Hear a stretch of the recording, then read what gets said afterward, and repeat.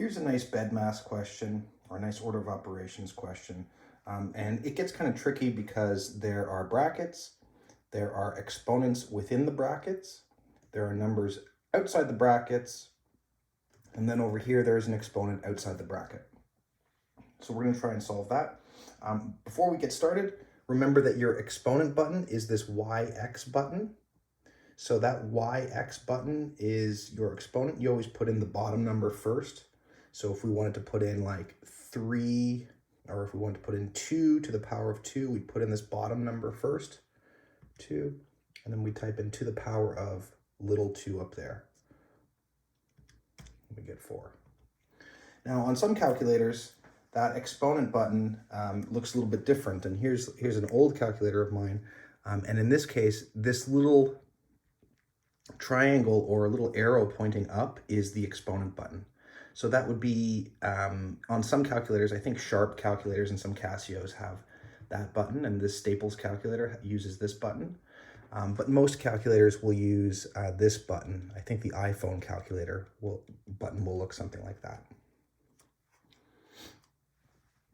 So first we want to solve what's inside the brackets, and inside these brackets, inside this first bracket, we've got some choices. We've got the choice of addition or exponent, and since exponent comes first in BEDMAS, we will do that first. We just solved 2 to the power of 2 is 4. That was my example in the calculator.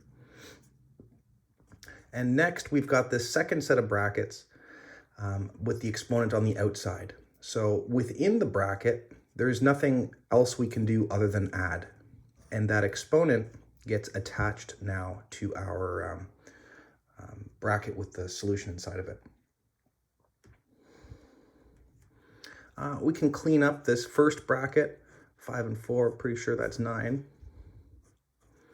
And now in this next term, we've got 2 options. We can use this exponent on this 5, or we can multiply. And since E, exponent, comes before M, multiply, we're going to, in that word BEDMAS, we're going to do the exponent first. So that's 5 to the power of 2.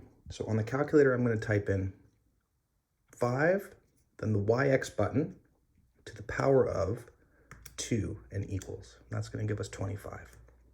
Remember, this number is still here, right? We haven't changed or done anything with that 2 yet. So we end up with something like that. So now we can multiply the thing outside the bracket by the thing inside the bracket. So 3 times 9 gives us 27, and 2 times 25 gives us 50. Once we have multiplied those numbers, we don't need those brackets anymore. The brackets are not useful for anything once we get to this stage. And then we can just add stuff together and we get 77. Great.